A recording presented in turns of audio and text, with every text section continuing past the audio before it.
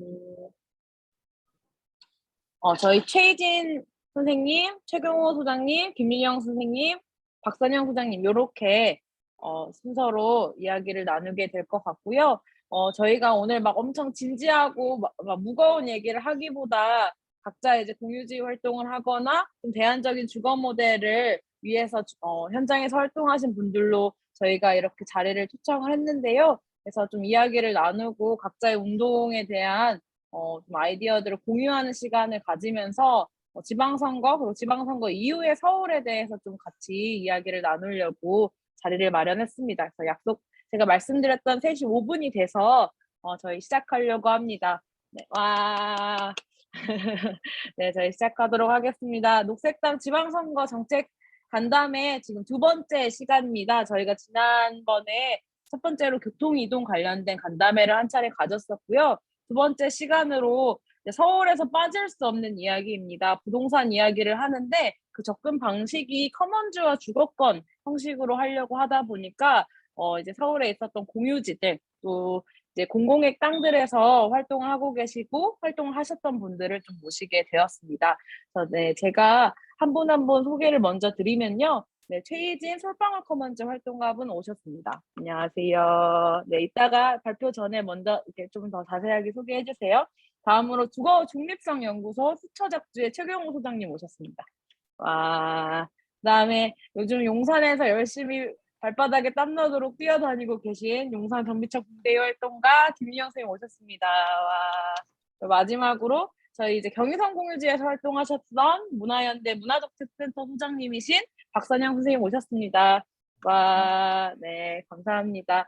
네, 그래서 저희가 이제 돌아가면서 한 10분 정도씩 이야기를 듣고 이제 좀 마무리 토론을 하는 시간을 할 거고요. 저희 총 시간은 1시간 반 정도 생각하고 있습니다. 너무 길지 않은 시간 동안 이야기를 나눌 테니까 압축적으로 이야기 잘 나눠주시면 감사드리겠습니다. 네, 그러면 최희진 선생님부터 네, 발표 시작해 주시면 감사드리겠습니다. 네, 감사합니다. 먼저 화면을 공유하겠습니다. 잘 보이시죠? 네. 네, 잘 먼저 보입니다. 네, 먼저 녹색당 연속 간담회 초청해 주셔서 감사드립니다. 저희는 솔방울 커먼즈이고요. 저는 같이 함께 활동하고 있는 최희진이라고 합니다. 먼저 솔방울 커먼즈는 서울 종로 송현동이라는 땅에 대해서 이렇게 이야기를 하는 그런 시민 모임인데요. 여기 모임에는 연구자, 예술가, 그리고 활동가 등 이제 각자 자신의 활동 영역에서 하고 있는 분들이 모여서 이렇게 문제 제기하면서 이야기하고 있는 그런 자리입니다. 일단은 그 송현동을 처음에는 저희가 공유지 커먼즈로 사유한다는 방식에 대해서 고민을 하는데요. 일단은 이번에 같이 나누고 싶은 요즘 얘기는 그 송현동이라는 그 땅 자체가 만약에 어떤 이야기들을 들을 수 있다면 어떻게 상상할 수 있는지 그런 것을 오늘 함께 같이 이야기해보면 좋을 것 같습니다. 그래서 공유지 커먼즈를 사유한다는 것이 무엇일까라고 했을 때 솔방울 커먼즈는 일단 이 도시 개발에 대한 문제 제기를 하는 방식인데요. 근데 기존에 했던 방식에서는 저희가 일단 새롭게 상상해보는 시도를 하고 있어요. 일단 이 땅에 대해서 이 땅은 예전에 소나무 언덕이라고 해서 송현이고 서울 한복판에 1만여 평의 부지이고 또 여기 높은 돌담으로 둘러싸여 있기 때문에 자유롭게 지나다닐 수 없는 그런 공간입니다. 역사적으로 봤을 때도 조선시대 양반터에서 일제강점기 때 식사은행 사택으로 해방 이후에 미군 대사관 직원 숙소토로 그리고 2000년대 삼성생명 대한항공에 이어서 지금 서울시가 오세훈 시장님께서 문을 여신 그런 퍼포먼스를 지난달에 하셨더라고요. 네, 어쨌든 이런 땅에 대해서 저희는 좀 새롭게 상상해보는 시도를 하고 있는데요. 여기 친구들이랑 돌담 걷기를 하면서 지나고 있는 사진 모습입니다.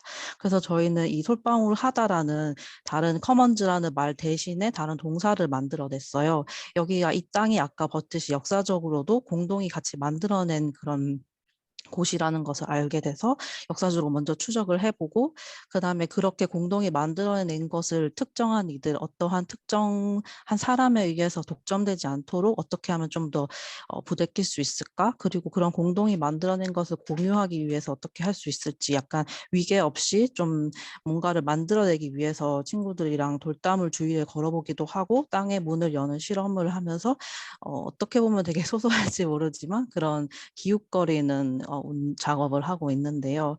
처음에는 2019년에 친구랑 우연히 걷다가 이 땅에 대해서 뭘까라고 고민을 해보다가 페이스북에 그냥 올렸어요. 여기 땅을 한번 같이 돌아다녀 볼 사람. 그랬더니 진짜 사람들이 모였고, 경의선 활동하시는 분이나 그때 녹색당 활동하시는 친구랑 또 저 같이 동료들, 연구하는 동료들이랑 예술인 친구들이 함께 돌아보기도 하고, 그러면은 그 당시에 종로구청에서 시민 백인 토론회라는 걸 열었었거든요. 거기도 한번 참여해보고 도대체 이 통연동 땅에 대해서 뭐라고 말을 하는지 한번 가보자 해서 그 백인 토론회도 참여해봤어요. 근데 여전히 그 백인 토론회에서는 숲공원화를 만드는데 일단 전문가 그룹이 또 따로 있고, 시민들은 그냥 뭐라 그럴까, 투표하는 형식의 그런 시민 참여 방식, 약간 제한된 시민 참여 방식이었고, 그런 점에서 좀 답답함을 많이 느꼈었어요. 그러면 우리는 또 뭐를 할 수 있을까라고 했을 때 이 송윤동이라는 자체를 우리 방식으로 해서 한번 문을 열어보는 그런 작업을 해보자 해서 송현동은 벌어진다를 2020년도에 상상을 했었거든요. 그러면서 송현동 옆에 57번지 카페 갤러리가 붙어 있는 곳이 있어요.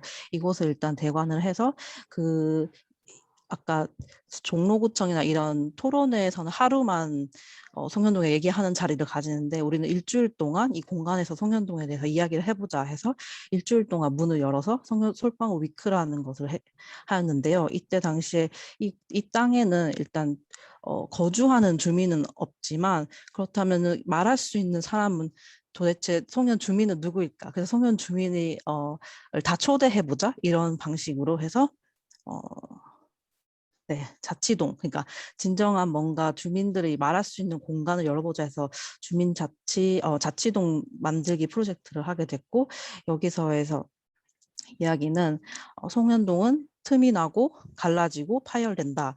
그렇기 때문에 이 벽이 점점 단단할수록 우리는 그 보이지 않는 것을 보려고 노력을 하고, 그렇게 뭔가 이 땅에 대해서 움직임을 좀 보고 싶었어요. 그러니까 아무것도 없다라고 사람들은 이 땅에 대해서 말을 하지만 실제로 아무것도 없지 않다라는 것을 좀 더 보여줄 수 있는 그런 자리였고, 이 공간에서 누구든 와서 송현동에 대해서 이야기할 수 있는 자리를 마련해보고, 그 다음에 주민센터에서도 여러 프로그램을 하듯이 우리도 그 매일 프로그램 저녁 시간에 사람들이 누구 나와서 볼 수 있도록 역사 강의도 하고, 또 송현 주민 누구일지 찾아보는 그런 자리를 마련을 했었는데요. 이렇게 주민들이 오동나무가 될 수도 있고 2030년에 누군가 사람이 될 수도 있고, 이렇게 조금 더 열린 식으로 해서 송현 주민을 찾아보는 작업을 하였습니다. 그래서 일주일 동안 하고, 이때 당시에 만난 분들이 네, 같이 그때 당시에는 되게 숯불이 우거져 있었는데, 네. 그래서 그때 당시 생각했을 때 저희가 솔방울 하는 사람들, 솔방울러들이 송현 개라는 것을 만드는 거야. 우리가 개를 만들어서 이 땅을 함께 가꾸어 나갈 사람들을 모집하는 거지라고 처음에는 생각을 했어요. 근데 솔방울 그 위크 하는 동안 계속 저희들끼리 대화를 막 나누면서, 그렇지만 송현동이란 자체는 이미 실제해 있는 것들이고 그곳과 함께 살아가기 위한 것을 우리가 다시 생각해야 되지 않겠어? 라고 해서 송현계라는 것은 이미 있었던 것들이고 우리가 그 개원으로 참여하는 거지라고 약간 좀 더 다른 시각으로 좀 생각을 하게 됐어요. 그래서 이 포함 관계가 바뀌어지게 되는 계기가 좀 됐었던 것 같아요. 그 당시에 여러 대구나 인천이나 또 경기도 공유지 활동했었던 친구들이나 빙고나 여기 계신 윤성님 예전에 계셨던 그런 여러 분들을 만나게 됐고, 더 많은 연대를 할 수 있게 됐었는데요. 이제 그리고 나서가 아니라 저희가 계속 하고 있는 작업은 계속 그 생태 숲 공원에 대한 질문들이에요. 그러니까 우리가 어떻게 보면 공원이라는 곳이 뭐 기후 위기에 뭐 대응할 수 있는 도심 숲 이거 중요하다라고 자주 말이 되지만 그렇지만 결국은 만들어진 공원을 우리가 다시 한번 생각해 보자면은 그 녹지를 만들고자 하는 욕망을 한번 다시 들어봐야 된다고 생각을 해요. 그러니까 경의선 숲길, 서울숲, 4대강, 청계천에 이렇게까지 그 어떠한 형성된 맥락은 좀 다르더라도 결국에는 자연과 인공물로 복제된 공원 공간들, 그러니까 계속 복제되고 있는 똑같은 자연의 공간이 나타난다는 건데 그렇게 녹지로 어쨌든 점철된 그런 공간이 도시의 위상을 드높여주는 공원이기도 하고 아까 말했듯이 기후변화에 대응하는 도심 숲이 되기도 하지만 여전히 주거나 상업시설에서 훌륭한 경관을 조성하는 그런 어떤 도구적으로 사용되는 그런 것이라고 또 생각을 했어요. 그러니까 공원이라는 것이 녹지를 매개체로 해서 도시 개발의 형태를 결국 답습하는 것이 아닐까. 그러니까 공원이 어떠한 최선의 방조제인가라고 좀 더 다른 질문을 하게 됐어요. 그래서 또 일단 공원이라는 곳을 만들 때도 보면은 어떠한 일정한 시민 영역이라는 어떤 주어진 그 영역 안에서만 그 시민들이 이야기를 할 수밖에 없는데 그렇게 시민 영역이라 했지만 저희들이 판을 만들 수 없는 그런 자체가 좀 모순적이라고 생각을 했고 또 어떤 개발이 벌어지면은 결국 손댈 수 있는 영역이 아니게 되고 더 이상 닫혀지게 되는 그런 약간 어그러진 그림 같다라고 좀 생각을 하게 됐었거든요. 그래서 경의선 숲길 공원에서도 시민들이 하는 일은 결국 단속하는 일이라던가 공무원이 하는 일을 그대로 답습하거나 말단의 일을 계속 뭐 관리하는 정도의 시민의 역할을 할 수밖에 없는 그런 점을 좀 다시금 비판하게 됐고 그래서 도대체 도시에서 공동의 것을 회복하고 대안적인 움직임과 그 형태를 만들어내기 위해서 어떻게 해야 될까라고 좀 고민을 많이 하고 있어요. 그래서 사실은 이러한 움직임이 저희뿐만 아니라 예전에 게이트 22라는 그 용산 미군기지 반환에 대해서 용산 거기 공원을 아카이빙하고 또 미래의 땅에 대해서 고민을 했던 그런 연구 모임자 예술가 집단이 있었는데 이 집단도 2013년부터 미군기지를 주위를 걷고 땅의 노래를 만들고 땅의 역사와 미래를 이야기하는 공공 플랫폼을 마련했지만 2018년까지는 열심히 활동하셨던 걸로 봤어요. 그런데 현재는 여전히 그 용산 공원이 국가의 공원위원회인가? 아무튼 거기서 넘어가게 되면서 결국은 이러한 이러하게 땅의 미래를 얘기했던 사람들의 목소리는 약간 지워지고 결국 그렇게 공원이 그냥 열림으로써 시민의 공간이 됐다. 약간 이렇게밖에 논의가 되지 않는 것 같더라고요. 그리고 경의선 공유지도 26번째 자치구를 선언했고 이러저러해서 점유도 하면서 여기에 새로운 실험 대안적인 운동을 만들어냈지만 2020년에 끝낼 수밖에 없는 상황이 생기고 뭔가 저희들이 이렇게 이러한 작은 움직임인데 어떤 큰 맥락이나 이런 상황에 부딪혔을 때는 결국에는 그게 보이지 않게 되는 뭔가 계속 그런 상황이 생기는 것 같아요. 그러면서 조금 같이 한번 이야기를 해보고 싶고 그래서 일단 저희 송년동에서는 오동나무와의 만남을 통해서 약간 새로운 생각의 전환이 됐는데 그 다음에는 다른 지역에 대해서도 솔방울 하다와 같은 그런 생각을 같이 할 수 있을까 해서 부여도 갔다 오고 창원도 갔다 왔던 이야기도 잠깐 공유해 드릴게요. 그래서 송년 주민은 누구일까라고 했을 때 저희가 처음에는 사람들만 했었지만 그래도 그 안에서의 이 돌담의 위에 바로 보이는 게 오동나무예요. 그러니까 오동나무가 여기에 있구나라는 것을 인식하자마자 생각하지 못했던 것들이 생각을 하게 되고 아까도 말씀드렸다시피 송년계라는 게 우리가 들어가는 거고 우리가 그걸 만드는 그런 것들이 아니라고 생각을 하게 됐어요. 그러니까 커먼즈라는 그런 자체의 감각이 뭔가 되게 인간 중심적으로 우리 사회를 만들어 간다는 그런 것도 있지만 이러한 다른 존재와 비인간을 생각할 수 있는 그런 가능성을 다시 말해줄 수 있다라고 볼 수 있을 것 같아요. 그러니까 네, 그런 건데요.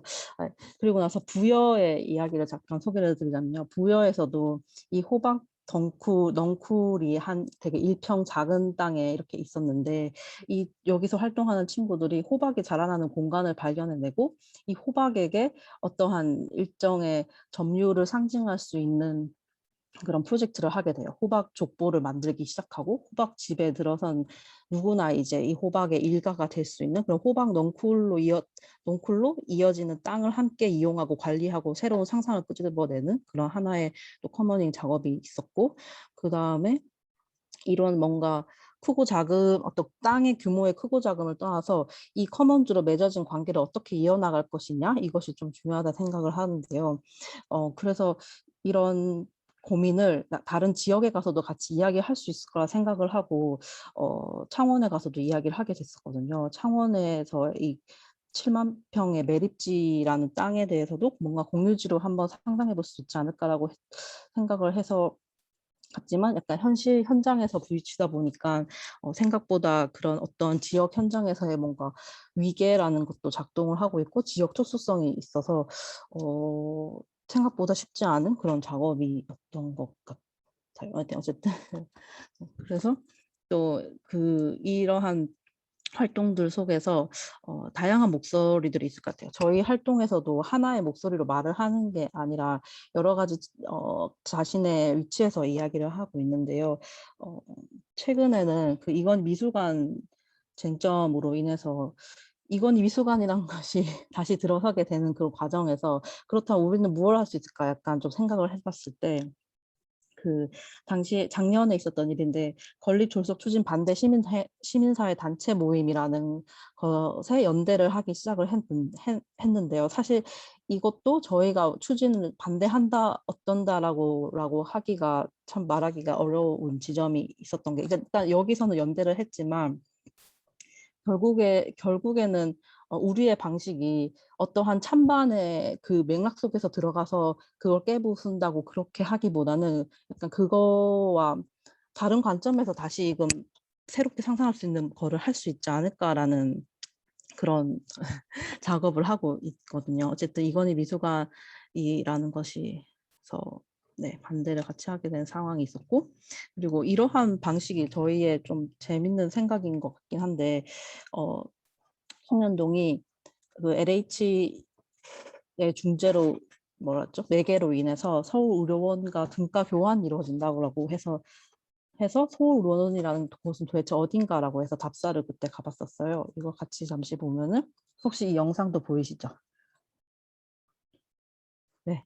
그래서 그러면은 서울의료원은 어딜까 하고 가봤더니 도대체 이 땅과 송년동이라는 땅이 어떻게 해서 등가 교환이 되는 걸까라고 이렇게 다른 질문을 하는 거예요. 아까 그 찬반의 논의 속에서의 휘말리기보다는. 그래서 2월에 코엑스 옆에 있는 서울의료원 부지를 답사를 하고 현재 주차장 이용돼 있는 현황들을 보고, 그리고 일부 청소년 상담센터를 운영하기도 하더라고요. 근데 이 서울의료원 땅에 대한 맥락도 좀 재밌었는데, 이게 공공의료시설이 77년도에 만들어지고 이게 28년도에 강북으로 넘어가면서 이 강남이라는 이 공간도 계속 국제 업무 시설 부지로 계속 논의가 되고 있는 상황이에요.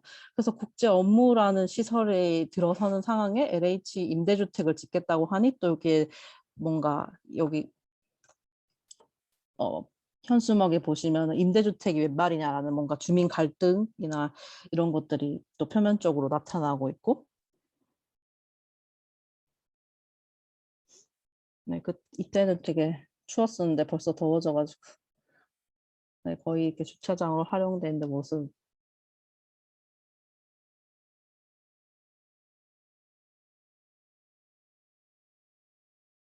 네, 그렇습니다. 그래서 소방 코먼즈의 활동 방식에서는 일단은 어떤 찬반 이런 개발에 대한 그런 맥락 속에서 딱 이분법적으로 생각해서 논의될 수밖에 없는 그런 상황을 만들어내는 게 아니라 좀 다른 생각을 해보는 작업이에요. 그러니까 또 이렇게 송년동이 들을 수 있다라는 약간 의미를 통해서 재해석을 시도해보고, 그래서 또 공유를 한다고 하는 게 단순히 어떤 공간을 같이 쓰고 열린다는 거 의미가 과연 커먼즈일까? 결국은 또 다른 소유의 이름으로 나타내는 게 아닐까? 그 다음에 또 미술관이라는 것 자체도 어, 그러니까 마치 없는 것, 그러니까 이수관이라는 걸 생기는 그런 자체에 대해서도 좀 어떻게 이야기를 할 수 있을지, 그러니까 저희가 활동을 하면서 되게 느끼는 감정들도 좀 있는데, 되게 우리 즐겁게 이렇게 저희가 재미로서 하면서 기쁨도 있지만, 어떤 측면에서는 도대체 누가 우리 얘기를 듣는가, 이것 말을 건네고 문제 제기를 하면서 듣는 사람은 또 누구인가, 또 큰 어떠한 이슈들이나 맥락이 생겼을 때 우리의 움직임들은 무엇인가라는 약간의 좀 두려움도 좀 생기기도 하고, 좀 그러면서도 다시 말을 걸 수 있는 어떤 용기를 내려고도 하기도 하고, 네, 그렇게 활동하고 있으면서 같이 이야기를 오늘 나누고 싶습니다. 감사합니다. 네, 너무 시간을 짧게 드렸는데 빨리 이야기해 주시느라 굉장히 어려웠을 것 같아요. 그래서 솔방울 위크나 자치동 만들기처럼 다양한 활동을 하고 계셨고, 또 약간 철학적인 접근들을 통해서 질문 만드는 것을 계속 하고 계시는 것 같습니다. 그래서 조금 이따가 또 다른 공유지들 사례 보면서 좀 비슷한 이야기들이 늘 있는 것 같아요. 좀 크고 넓은 땅이 생기면 자꾸 개발하고 거기에 국제 업무지구 짓겠다고 하고, 거기에 임대주택 짓겠다고 하면 주민들이 반대하고, 이런 역사 계속 되풀이 되는 것 같고, 그랬을 때 무엇은 반대하고 무엇은 찬성할 수밖에 없는 이분법적인 운동 가운데서 좀 운동을 어떻게 확장시켜 나갈 수 있을까에 대한 고민을 솔방울 커먼즈도 하고 계신 것 같습니다. 근데 제가 순서를 보니까 이제 저희 이제 이어서 김윤영 선생님, 그다음에 박서연 선생님은 다 공유지 활동인데, 최경호 선생님은 조금 주거나 다른 좀 이야기를 하실 것 같아 가지고 원래 최경호 선생님 먼저 하려고 했는데, 김윤영 선생님부터 듣고 이렇게 진행하는 것이 좀 더 매끄러울 것 같아서 제가 조금 조정을 하겠습니다. 그럼 김윤영 선생님부터 좀 이야기 나눠 주실 수 있을까요? 네, 하도록 네. 하겠습니다. 잠시만요. 화면 잘 됐나요? 네, 잘 됐습니다. 네, 그러면은 이야기를 시작하도록 하겠습니다. 저희 용산 정비창에서 100% 공공임대주택을 짓자라는 운동을 하고 있고요. 용산 정비창 공대위는 지난해 주거의 날에 이 정비창 공대위를 점거하는 활동을 하고, 그 이후에 이제 결성을 하게 되었습니다. 그 용산 정비창의 역사를 일단 보면요.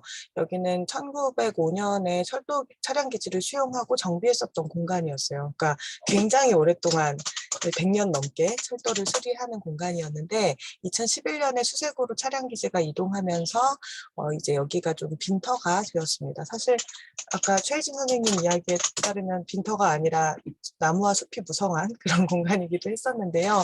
50만 제곱미터 정도 되고 축구장 70개 정도가 들어가는 크기라고 해요. 그래서 실제 가서 보면 정말 어마어마한 크기다 이런 느낌이 들더라고요. 소유하고 있는 사람은 한국철도공사와 국토부와 같은 공공기관들입니다. 그래서 대통령 집무실이 지금 용산으로 이전을 했잖아요. 그래서 여기에서 멀지 않은 곳으로 오게 되었는데, 오세훈 서울시장, 윤석열 대통령 체제에서 용산이 굉장히 새로운 방식으로 각광을 받고 있는데, 이제 특히 부동산 개발이 가속될 것이다라는 일본의 기대가 용산에 넘실거리고 있는 것 같습니다. 그래서 용산정비창 국제업무지구 개발계획부터 설명을 좀 드리겠는데요. 이 국제업무지구 개발계획은 처음 나온 거는 아닙니다. 2011년 수색기지로의 이전이 나오자마자 2005년부터 정비창에는 각종 개발 계획들이 수립이 됐다가 무산되어 왔는데, 2007년에 오세훈 서울시장이 국제업무지구 개발계획을 발표하고, 또 이때 당시에 한강권역을 둘러싼 그 한강 르네상스를 열겠다, 한강에 스카이라인을 바꾸겠다, 이런 선언들을 하기도 했었죠. 그래서 여기에는 111층의 초고층 빌딩을 비롯해서 도시 건축 박람회장을 연상케 하는 이런 분위기로 정비창 부지를 만들겠다라고 이야기를 했었는데, 이런 개발 계획을 어쨌든 세웠었습니다. 그래서 삼성물산을 대표로 한 드림허브 프로젝트 금융투자 회사를 만들어서 이제 컨소시엄을 결성했죠. 31조에 달하는 개발 계획을 수립을 했었고, 이게 금융위기로 좌초되어서 개발이 되지 않다가 2013년에 최종 부도 처리되었습니다. 그래서 단군 이래 최대 개발 사업을 하겠다라고 이야기를 했었지만, 단군 이래 최대 개발 사기였다라는 오명을 덮어쓰기로 했었습니다. 이렇게 용산정비창이 개발이 되지 않았다고 해서 아무 일도 일어나지 않은 건 아니었는데요. 용산 정비창하고 용산 참사 현장이 직선거리로 한 300m 정도 거리밖에 안 떨어져 있거든요. 그러니까 국제업무지구 개발 사업 자체는 폐착을 했지만 인근 지역의 투기 욕망을 굉장히 자극했고 그 결과 2009년 1월 20일에 5명의 철거민이 돌아가시고 또 1명의 경찰이 사망한 그 용산 참사가 발생하게 되었습니다. 이 용산 참사가 있었던 이 지역 같은 경우에는 그 한강로 3가 용산 4구역이라는 그 개발 지역을 갖고 있었는데 보통 구역 지정에서 관리 처분이가 그러니까 철거가 시작될 때까지 평균 39개월 정도가 소요가 된다고 해요. 그런데 이 지역 같은 경우에는 25개월 만에 이 모든 절차가 수행이 되었습니다. 그리고 관리 처분 인가가 사실 있기 전부터 퇴거 행위가 계속 있었고 엄청난 폭력이 일어나기도 했었죠. 이렇게 빠른 철거가 일어나게 되는 거, 그러니까 빠르게 개발이 종용되는 거는 빠른 개발, 대규모 사업에서 대부분 그 프로젝트 형식으로 대출을 받아서 개발이 진행이 되잖아요. 근데 여기에 비용 투입을 최대한 절약하고 더 많은 차익을 얻기 위해서 좀 빠른 철거가 일어나게 되는데요. 그 과정에서 가장 또 극심한 폭력이 일어나게 되는 거죠. 그래서 저희는 항상 높은 이윤이 기대되는 공간에서 또 가장 강력한 폭력이 발생한다고 좀 생각을 하고 있습니다. 용산 참사는 이런 개발 이익과 시세 차익에 떠밀려온 이 사회에서 만들어진 좀 비극이라고 볼 수 있을 것 같은데 이 용산 참사 현장에서 있었던 경찰과 공권력의 폭력이 용산 참사의 첫 번째 진실이라면 국제운무지구 개발을 둘러싼 서울 전 지역에 있었던 개발 사업과 이 이윤을 쫓아가기 위해서 이제 혈안이 되었던 많은 사람들의 욕망이 용산 참사의 두 번째 진실이었다고 할 수 있을 것 같습니다. 그래서 다시 국제업무지구가 개발이 되기 시작한다면 이런 일들이 또 다시 발생하지 않겠냐라는 게 좀 중요한 걱정 중에 하나고요. 근데 이제 이런 오세훈 서울시장이 국제업무지구를 개발한다고 하는데 그럼 문재인 정부에서는 어떻게 계획을 세웠었나 보면요. 여기에 이제 대부분 분양주택을 중심으로 주택을 공급하겠다라는 계획을 세웠었습니다. 그래서 여기에 미니 신도시급 1만 호 주택을 공급하겠다 이런 발표를 했었는데 이 계획에서도 그 용산정비창의 80% 정도, 부지의 80% 정도가 민간 기업들한테 판매해서 개발을 하게끔 하고 있습니다. 근데 대장동 사례를 통해서 모두가 알게 되었지만 수주받은 몇몇 개인들이 아찔한 이득을 가져가게 되는 거죠. 수천억의 이득을 가져가게 되는데 참여연대에서 했었던 조사에 따르면 6,000호 정도를 민간 사업자가 일반 분양을 할 시에 민간 사업자 개인의 이득은 6,000억 그리고 개인 수분양자의 시세 차익은 2조 6천억 정도가 될 거라고 분석을 하기도 합니다. 그러니까 굉장한 이득이 이것을 소유하는 사람들에게 몰려가게 되는 거죠. 그것으로 사실상 이 공간의 공공성은 종결되게 되는 것이겠죠. 그래서 이런 발표만으로도 사실 용산의 집값은 계속 출렁이고 있는데요. 여의도 용산 통합개발 계획을 발표하자마자 서울에서도 집값이 빠른 속도로 용산에서 올랐었고 이거에 좀 아뜨거해서 철회를 했었지만 꾸준히 용산의 집값은 오르고 있습니다. 부동산 카페에 가보면 용산은 지금이 가장 싸다가 항상 구호예요. 내일은 반드시 오른다. 오늘이 가장 싸니까 살 거면 오늘 사야 된다. 이런 구호를 자기네들끼리 막 이제 외치고 있는데 이 아래에 있는 사진은 그 용산 정비창의 국제업무지구 계획을 신속히 추진하라 이런 주민 집회거든요. 그래서 권영세 의원을 비롯해서 성장용 구청장 같은 사람들 역시 공공임대주택 반대를 비롯한 공공임대주택에 대한 혐오 발언을 쏟아내면서 국제업무지구 흔들림 없이 추진되어야 된다라는 이야기를 여야를 막론하고 기존의 정치인들이 계속하고 있습니다. 그래서 아파트 값을 쇼하고 이게 이제 지역 주민들의 이익을 대변한다라고 믿는 사람들인 거죠.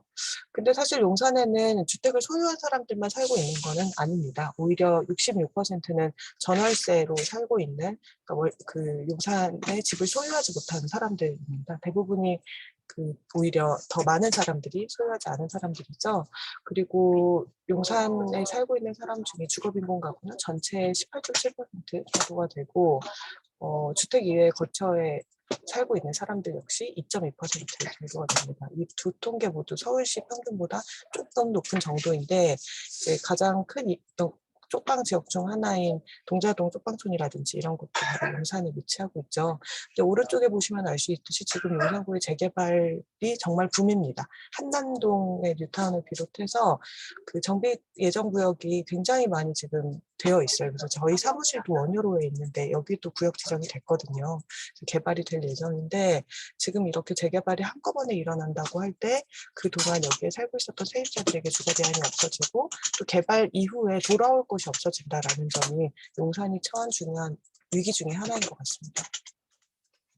근데 그에 비해서 용산구에는 장기 공공임대 주택 재고가 그 서울시 평균의 절반 정도밖에 되지 않습니다. 용산에는 2.9%가 있고요. 서울시에는 5.8%가 장기 공공임대 주택인데 이 숫자 전체가 늘어야 하지만 특히 용산 같은 경우에 대단히 좀 시급하다. 그리고 영구임대주택과 50년 공공임대주택은 있는 반면 국민임대주택이나 매입임대주택은 굉장히 적은 상태를 볼 수 있어요. 그래서 이 주택을 늘리는 건 역시 중요한 과제라고 보고 있습니다. 근데 사실 이런 목소리를 대변하고 있는 정치는 일단 거대 여야당은 아닌 것 같습니다. 이번에 송영길 후보 같은 경우에도 이렇게 부족한 임대주택을 심지어 판매하겠다. 22만 호 중에 15만 호를 지금 판매하겠다. 이렇게 선언을 하기도 했는데요.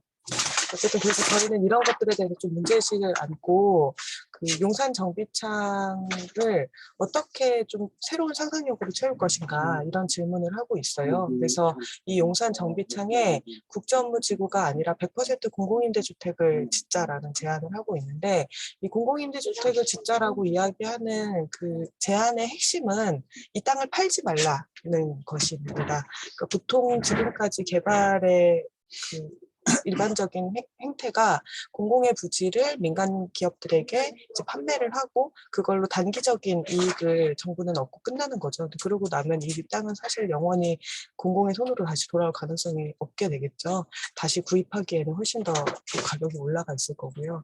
근데 지금까지 반복해왔었던 좀 개발이 그런 시기였다면 이제는 좀 이 방법을 바꿔보자. 그래서 이 땅을 지금 당장의 짧은 단기 이익이 아니라 미래를 위해서 남겨두는 방식으로 공공이 계속 소유하고 있으면서 누군가가 이득을 득점하지 않을 수 있도록 투기적 욕망이 충족되지 않는 방식의 개발을 좀 시도하자라는 게 핵심입니다.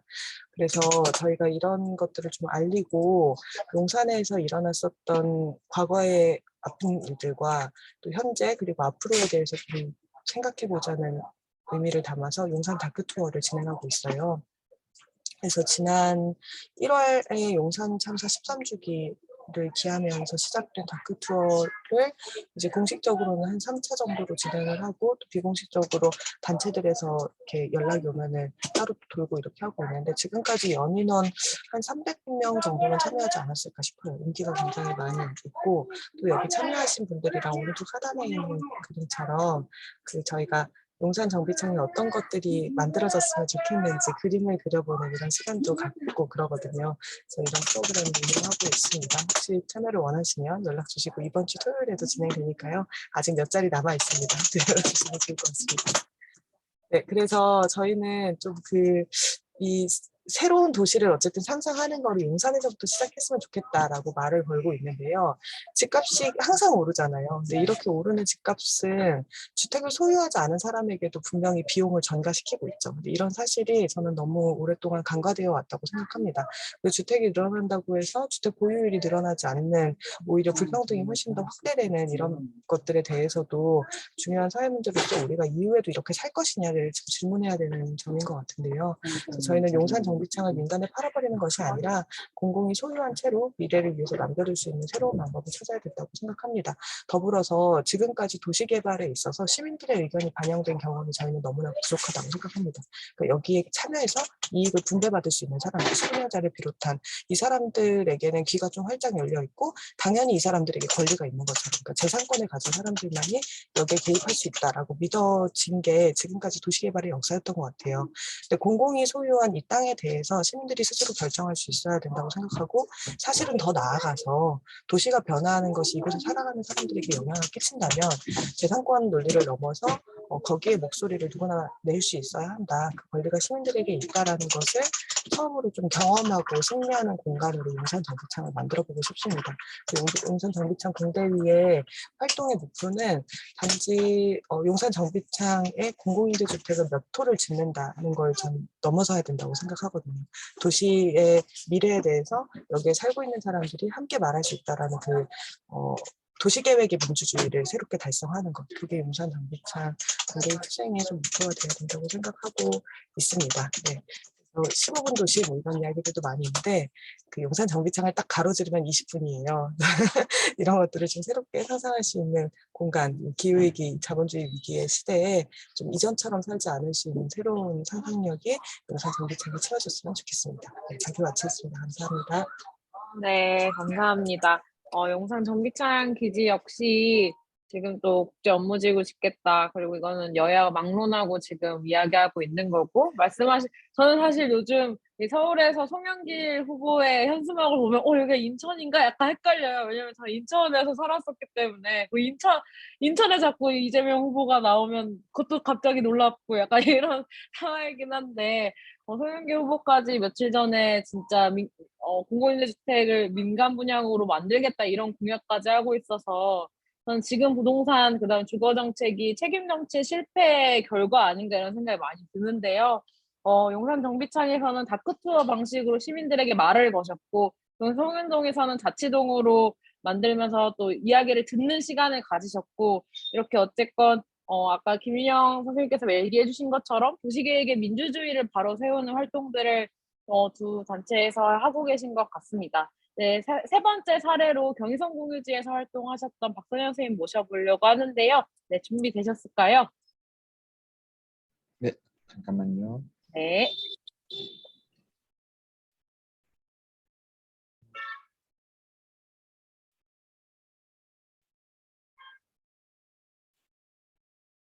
네, 공유가 잘 되었습니다.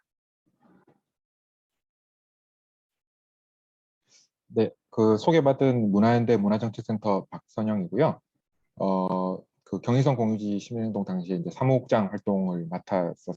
그래서 이제 그 발표를 제안을 듣고 오랜만에 경의선 공유지 생각이 나서 제가 원래 감정적으로 잘 대응을 안 하는데 되게 좀 이렇게 좀 여러 만감이 교차하더라고요. 그러니까 만감이 교차하고 또 최근에는 또 이제 다른 활동들을 좀 중심으로 하다 보니까 사실 커먼 운동이나 공유주 운동 사실 좀 관심이 좀 뜸했던 부분들도 있고 그러다 보니까 기억들도 좀 뭐 좀 가물가물한 부분도 있고 그다음에 막 새록새록 떠오르는 부분도 있고 이러다 보니까 그냥 아예 회고 형식으로 한번 좀 정리를 해보자라는 생각들이 들어서 좀 정리를 했고요. 그러다 보니까 좀 내용이 약간 좀 급조된 부분들이 좀 있긴 해서 참고해서 봐주시면 좋을 것 같습니다. 이 사진은 이제 그 당시에 이제 있었던 이제 경의선 공유지의 모습인데 이 사진이 사실 보여주는 것이 되게 경의선 공유지를 상징하는 공간 모습이라고 볼 수 있을 것 같아요. 그러니까 이 구역 내에 있는 이 공간들이 건물들과 그 사이에서 사람들이 이렇게 즐기는 모습과 그 주변을 보면 거의 빽빽한 건물 숲들로 가득 차 있는 공간들이거든요. 매우 이질적인 두 가지 공간들이 이렇게 교차하는 동시에 이렇게 경합하는 이런 공간이었다라는 부분들 좀 보여주고 싶었던 것 같습니다. 일단은 경의선 공유지 시민행동 일단 5년간의 활동들을 좀 이렇게 뭐 모르시는 분들도 좀 계실 것 같아서 간략하게 좀 설명을 드리는 게 순서인 것 같아서요. 설명을 좀 드리겠습니다. 경의선 공유지는 이제 그 공덕역 인근에 있는 철도 유유부지이고요. 원래 이제 지상으로 지나던 이제 경전철 구간이었는데 지하되면서 이제 그 지상 부분이 이제 유유부지가 됐죠. 유유부지가 됐었고 그렇게 이제 몇 년간 이 공간이 빈 공간에만 있다가 이제 뭐 사회적 협동조합이나 사회적 경제 주체들이 모여가지고 이 공간을 좀 그러니까 좀 생산적으로 활용을 해보자라는 제안을 하게 됐고 이제 그걸 이제 서울시가 받아들이게 돼서 협동조합 늘장이라는 이름으로 이제 시민시장을 운영을 했었고요. 근데 이제 2015년 말에 갑작스럽게 이제 한국철도시설관리공단이랑 이제 마포구 측에서 일방적으로 이제 계약을 파기한다는 이제 통지를 하게 됐죠. 하게 됐고 이유는 이제 그 공간에 대한 을 가지고 있는 이랜드 공덕의 개발을 위해서라는 이유만으로 이렇게 일방적으로 파기하게 됐고요. 이제 거기에 이제 대항하는 이제 좀 시민사회 단체들이랑 시민들이 이 부분에 대해서 좀 저항하고 그 시민의 목소리를 내기 위해서 모였고요. 저도 이제 그때 합류를 하게 됐었습니다. 합류를 하게 됐었고, 예. 그래서 이제 뭐 2016년부터 16, 17, 18, 19 한 총 4, 5년 정도 이렇게 활동을 했었는데 연마다 저희가 이렇게 좀 활동들을 좀 정리를 해봤었는데 이제 그 부분에 대해서 설명드리면 2016년에는 어쨌든 이제 이런 부분들에 대한 이런 저항, 이제 개발주의에 대한 좀 저항의 목적으로 먼저 이 경의선 공유주의 운동을 시작했던 것 같아요. 당시에는 사실은 선생님, 근데 잠시만요. 네, 페이지가 안 넘어가고 있어가지고. 네, 네. 한 번만 확인 부탁드려요. 왜 안 넘어갈까요? 네. 모르겠는데. 넘어가나요? 공유 페이지에서는 공유화면 한번 다시 한번 공유를 해주시겠어요? 아, 네, 이제 넘어왔어요. 네, 이거 전체 화면으로 하면 안 되겠네요. 네.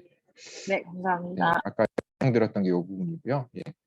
그래서 이제 경의선 공유지 시민행동이라는 연대 모임을 발족을 했었고, 당시에는 사실은 커먼즈라는 용어 자체가 우리 사회에서 거의 안 쓰였던 시기였고, 공유지라는 단어도 되게 생소했었어요. 공유지라고 하면 이제 흔히 그 퍼블릭 스페이스죠. 이제 공공 땅에 대한 개념으로 많이 쓰였었고, 우리가 얘기하는 이제 커먼즈로서 이제 공유지에 대한 얘기들도 없었던 시기였던 것 같습니다. 이제 그러다 보니까 어쨌든 이제 이런 자본의 개발, 이제 행정의 이제 편의주의적 이런 개발 방식들 이런 것들에 대한 좀 저항하기 위한 좀 모임으로 시작을 했었던 것 같아요. 그래서 뭐 이런 좀 그 활동 방향들을 보면은 이런 좀 이제 이런 경의선 개발 문제에 대한 공론화와 그다음에 이런 좀 시민 거버넌스를 위한 이런 좀 사회적 이제 이런 이니시에이티브를 구축하는 거 이런 것들, 그다음에 좀 대안적인 실험들 이런 것들을 해보자라는 모임으로 이렇게 발전을 했었고, 예, 그다음에 이제 그러다 보니까 이제 이게 싸움이 저희가 이렇게 길게 될지 몰랐었어요. 사실은 그 당시에는 한 몇 달 하고 끝날 줄 알고, 거의 저도 이 당시에는 거의 매일 출근을 했었는데 이쪽에다가 이제 이게 하염없이 길어지더라고요. 이게 좀 이렇게 비하인드를 설명드리자면, 이 공간이 이제 아까 이랜드 공덕이 원래 개발을 하기로 한 공간이었고 이제 계약권도 따냈었는데, 여기가 이제 밑에가 전철이 지나는 공간이다 보니까 지상으로 이렇게 땅을 많이 팔 수가 없는 구조예요. 그러다 보니까 다시 말하면 지상으로도 건물을 많이 올릴 수 없는 구조다 보니까 사업성이 안 나오게 된 거죠. 안 나오게 된 거고, 이제 이 부분을 자기들도 이제 그 이랜드 공덕도 풀어보려고 막 여러 가지 막 시도를 했는데 잘 안 됐던 것 같아요. 이제 그러다 보니까 이 싸움이 이제 어떻게 보면 이제 마포구랑 철도시설공단의 방치와 우리 이제 이런 여러 조건들이 맞아 떨어지면서 이렇게 싸움이 좀 장기화되는 있었습니다. 그러면서 이제 여러 가지 이제 저희도 이제 이 싸움을 진행해야 될 뭐 명분과 담론들이 좀 필요했던 거죠. 이제 그런 과정에서 이제 여러 가지 개념들 도입을 하게 됐고요. 이런 과정들을 좀 설명을 드리면은, 그래서 2017년 때 이제 저희가 이제 경의선공유지 26번째 자치구라는 이제 개념을 좀 도입을 하게 돼요. 이제 이때가 한창 그 젠트리피케이션 이제 광풍이 불던 시기였고, 그러면서 이제 뭐 그 서울에서 이런 쫓겨나는 이런 시민들, 그 도시 난민들이 이제 엄청나게 많이 발생하던, 그리고 사회 문제가 되던 시기였던 것 같습니다. 물론 지금도 문제지만은.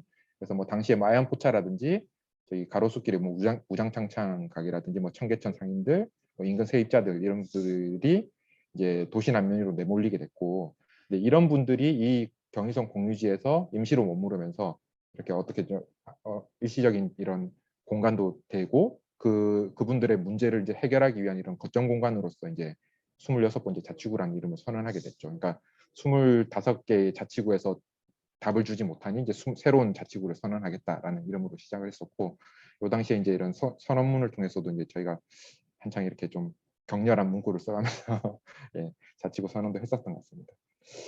그리고 이제 3년 차 이제 접어들면서 이제 정말 이렇게 좀 이게 끝이 안 보이는 거예요. 저희도. 그러니까 문제는 뭐냐면 그 끝이 보이면은 경의선 공유지에서 저희가 이제 물론 이제 그 사이에 이제 다양한 활동들을 했었지만은, 문제는 이게 안정적인 공간이 아니다라는 거죠. 이제 어쨌든 이게 불안정이 언제 마포구나 철도시설공단에서 용역들이 쳐들어올지 모르고, 이런 불안한 공간 속에서 이 공간에서 제대로 된 이런 커먼즈적 활동들을 하기 좀 쉽지 않았던 부분들이 있었던 것 같아요.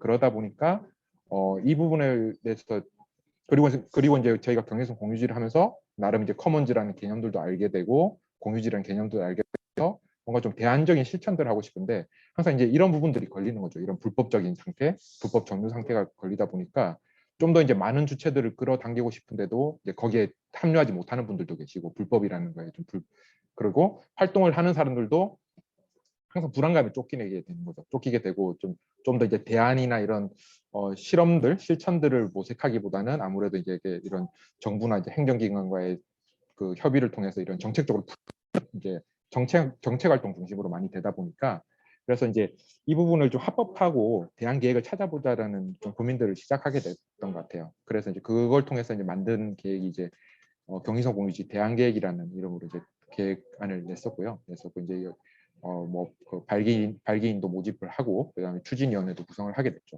됐고 그걸 통해서 이제 이게 뭐 되게 추상적인 개념들이라보다는 실제로 이제 경의선 공유지를 이렇게 운영하겠다라고 해서 그 당시에 뭐 서울시장도 박원순이었고 이러다 보니까 이제 이 부분에 대한 논의들이 꽤 많이 진도를 나갔었어요. 그래서 뭐 밑에 보시면 알겠지만은 뭐 이렇게 들과 함께 이제 지식커먼즈 연구자의 집을 좀 그 공간 내에 조성을 하고 그다음에 그 경의선 그 공유지가 이제 이런 경의선 숲길과 쭉 연결돼 있거든요. 연결돼 있는 그 시작점이라고 보시면 돼요. 시작점이라고 보시면 되는데 거기서 이제 이런 경의선 숲길들에서 좀 시민들이 참여하고 이 숲길 공원들을 이렇게 그냥 단순히 보행로로만 이용하는 것들이 아니라 좀 시민 참여적인 실천들 이런 것들을 모색할 수 있는 시민 커먼즈 센터들을 만들고 그다음에 아까 말한 26번째 자치구처럼 이제 그런 사회 문제 해결들을 위한 일시적 사용에 근거한 광장으로서 경의선 광장, 공유지 이렇게 뭐 3가지 계획들을 해서 구체적으로 뭐 계획서도 만들고 뭐 이렇게 해서 이제 뭐 행정기관에 막 돌리기도 하고 이런 활동들을 했었습니다.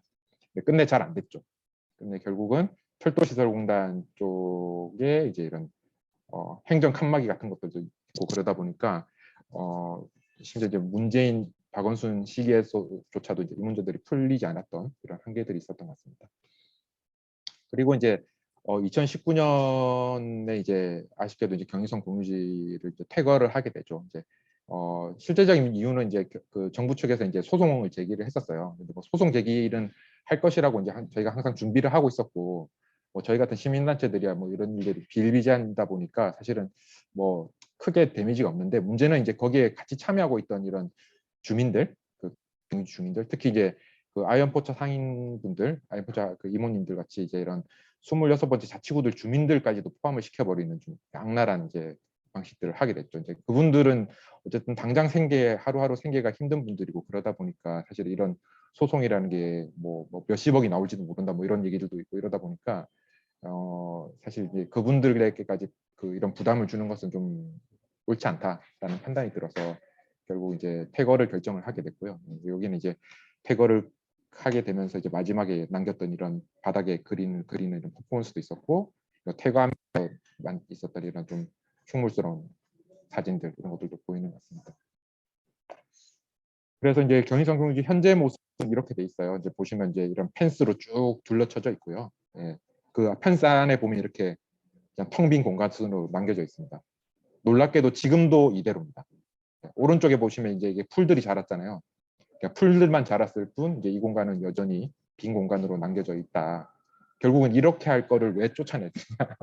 그 안에서 있었던 당연한 시민들과 여러 가지 실험 과정들, 실천들, 이런 대안을 찾는 과정들 이런 것들이 있었음에도 불구하고 이런 것들을 그냥 단지 그냥 자본의 이유, 행정적인 논리만으로 이렇게 좀 몰아내는 과정들이 있었다라는 것 사진으로 좀 보여주고 싶었습니다.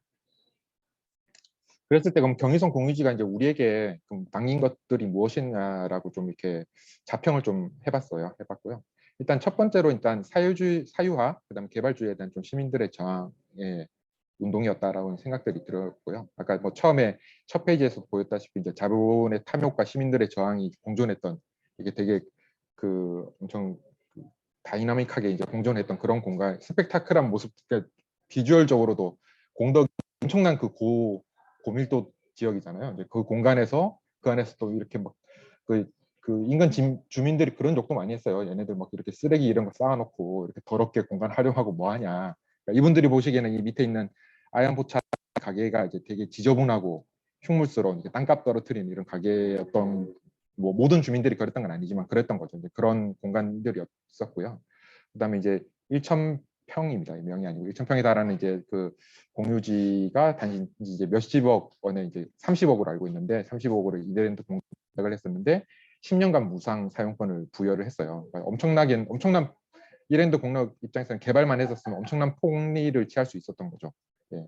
아마 1년만 해도 충분히 뽑아낼 수 있지 않았을까 정도가 되고 문제는 이게 이제 걔네들이 개발을 못하면서 이렇게 연차가 쭉 지나갔었잖아요. 실제로 이제 경의선 공유지 활동할 당시에도 이랜드 공덕이 개발을 안 한 지가 몇 년씩 됐었어요. 근데 이 10년이라는 것이 그 계약을 하고 10년이 아니라 그 개발을 그러니까 삽을 뜨기 시작하고부터 10년이에요. 그러니까 삽을 뜨지 않으면 이 10년의 무상 사용권이 계속 남아 있는 거예요. 지금도 10년이 남아 있는 이런 이제 뭐 자본주의적 관점에서 봐서도 이해가 되지 않는 상들이 있었던 것 같습니다.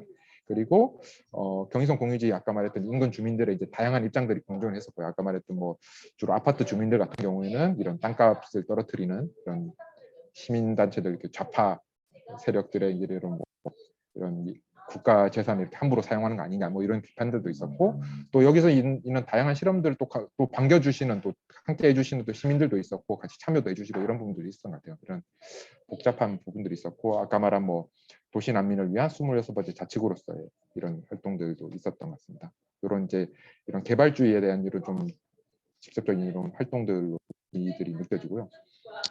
두 번째는 이제 도시의 이런 아까 말한 이 과밀화된 언덕 지역의 도시에서의 이제 이런 비어 있는 공간으로서의 의미가 중요했던 것 같고요. 거기에서 시민 민주주의를 위한 이런 좀 제3지대로서 역할을 했다라는 것을 보여주고 싶고, 오른쪽 밑에 있는 표를 보면은 이제 국가별 구규지 사유지 비율이에요. 이제 이게 작아서 잘 안 보이실 텐데 위에 보면 뭐 이스라엘이나 미국이나 이렇게 보면은 이스라엘이 거의 80% 가깝게 구규지가 그러니까 전 국토에, 미국 같은 경우도 이제 50%에 달하거든요.